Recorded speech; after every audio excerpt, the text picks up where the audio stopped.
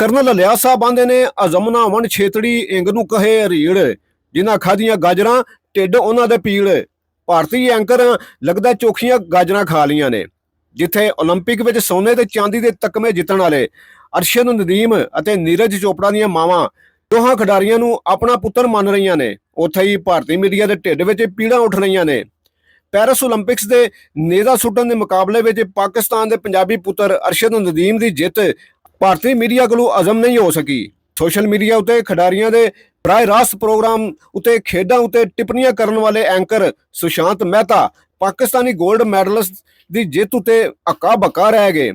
Video ਵਿੱਚ ਵਿਖਾਇਆ ਗਿਆ ਕਿ ਸੁਸ਼ਾਂਤ ਮਹਿਤਾ ਪੈਰਿਸ ਓਲੰਪਿਕਸ ਦੇ ਨੇਜ਼ਾ ਸੁੱਟਣ ਦੇ ਮੁਕਾਬਲੇ ਦੌਰਾਨ ਅਰਸ਼ਦ ਨਦੀਮ ਨੂੰ ਨੀਵਾਂ ਵਿਖਾਉਣ ਦੀ ਕੋਸ਼ਿਸ਼ ਕਰਦੇ ਰਹੇ, ਪਰ ਜਦੋਂ ਅਰਸ਼ਦ ਨਦੀਮ ਨੇ 92.97 ਮੀਟਰ ਦੂਰ ਨੇਜ਼ਾ ਸੁੱਟਿਆ ਤੇ ਐਂਕਰ ਦੀਆਂ ਅੱਖਾਂ ਪਾਟੀਆਂ ਦੀਆਂ ਪਾਟੀਆਂ ਰਹਿ ਗਈਆਂ।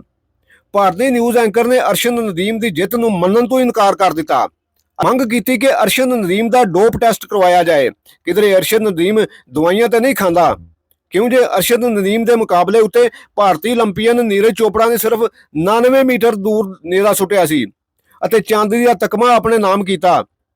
ਪੈਰਿਸ ਓਲੰਪਿਕਸ ਦੇ ਨੇਜ਼ਾ ਸੁੱਟਣ ਦੇ ਮੁਕਾਬਲੇ ਵਿੱਚ ਸੋਨੇ ਦਾ ਤਕਮਾ ਜਿੱਤਣ ਵਾਲੇ ਅਰਸ਼ਦ ਨਦੀਮ ਨੇ ਆਪਣੀ ਚੰਗੀ ਕਾਰਕਰਦਗੀ ਨਾਲ ਨਫ਼ਰਤ ਕਰਨ ਵਾਲੇ ਭਾਰਤੀਆਂ ਦੇ ਮੂੰਹ ਬੰਦ ਕਰਾ ਦਿੱਤੇ।